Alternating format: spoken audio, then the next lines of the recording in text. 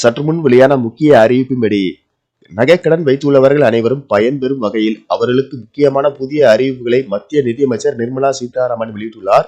இதுல என்னென்ன அறிவிப்புகள் வெளியாகியுள்ளன என்பதை பற்றி விரிவாகத்தான் நம்ம வீடியோல பார்க்க போறோம். வாங்க வீடியோக்குள்ள போகலாம். தங்க நகைக்கடன் உள்ளவர்கள் பயன்பெறும் வகையில் மத்திய நிதியமைச்சர் நிர்மலா சீதாராமன் அதிரடி உத்தரவுகளை பிறப்பித்துள்ளார். இது குறித்து அவர் கூறுகையில், தங்கத்தை அடகு வைத்தவர் அதை திருப்பி மீட்காத பட்சத்தில் ஏலம் விடும்போது வங்கிகள் மற்றும் வங்கி அல்லாத நிதி நிறுவனங்கள் RBI விதிமுறைகளை முறையாக கடைபிடிக்க வேண்டும் என்று நிதியமைச்சர் நிர்மலா சீதாராமன் உத்தரவிட்டு உள்ளார். உங்களிடம் ஒருவர் கடன் வாங்கி இருக்கிறார் என்றால் அவரிடம் கடன் தொகை வசூலிக்கும் போது நியாயமாக வசூலிக்கவும். அவரிடம் அதிகாரத்தை பயன்படுத்தக்கூடாது. வங்கிகள் ஏலம் விடும்போது தங்கத்தை முறையாக ஏலம் விட வேண்டும். வங்கிகள் பொதுவாக RBI விதிகளை பின்பற்றியே தங்கத்தை ஏலம் விடும். ஆனால் சில அடகு கடைகள் அப்படி செய்வதில்லை. வங்கி அல்லாத அடகு நிறுவனங்கள் சில விதிகளை பின்பற்றுவது இல்லை. அவைகள் ரிசர்வ் வங்கி விதிமுறைகளை பின்பற்றாமல் தங்க நகைகளை ஏலம் விடுகின்றன. அடகு நிறுவனங்கள் இப்படி செய்வது தெரிந்தால் அதற்கு எதிராக கடும் நடவடிக்கை எடுக்கப்படும்.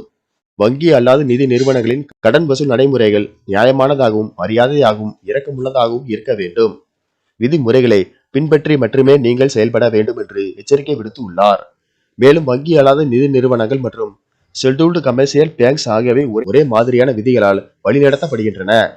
இவை RBI கீழே வரவில்லை என்றாலும் ஏலம் விடுவதில் முறையாக RBI விதிகளை கடைபிடிக்க வேண்டும்.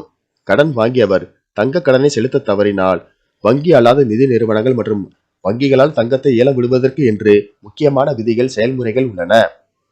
இந்த செயல்முறைகளை வங்கி அல்லாத நிதி நிறுவனங்கள் மற்றும் வங்கிகள் பின்பற்ற வேண்டும். இந்த செயல்கள் கண்காணிக்கப்பட வேண்டும். பொதுவாக தங்கத்தை ஏலம் விடுவதற்கு முன் நோட்டீஸ் அனுப்ப வேண்டும். பலமுறை நோட்டீஸ் அனுப்ப வேண்டும். நகைக்கடன் வாங்கியவர் அதை திருப்பி செலுத்த வரவில்லை என்றால் வங்கி அல்லது வங்கி அல்லாத நிதி நிறுவனங்கள் ஏலத்திற்கு செல்ல வேண்டிய கட்டாயம் ஏற்படும். ஆனால் அதை முறையாக வாடிக்கையாளரிடம் தெரிவிக்க வேண்டும். இந்த செயல்முறைகள் மீறப்பட்டால் கடுமையான நடவடிக்கை எடுக்கப்படும் என்று நிதியமைச்சர் நிர்மலா சீதாராமன் தெரிவித்துள்ளார்.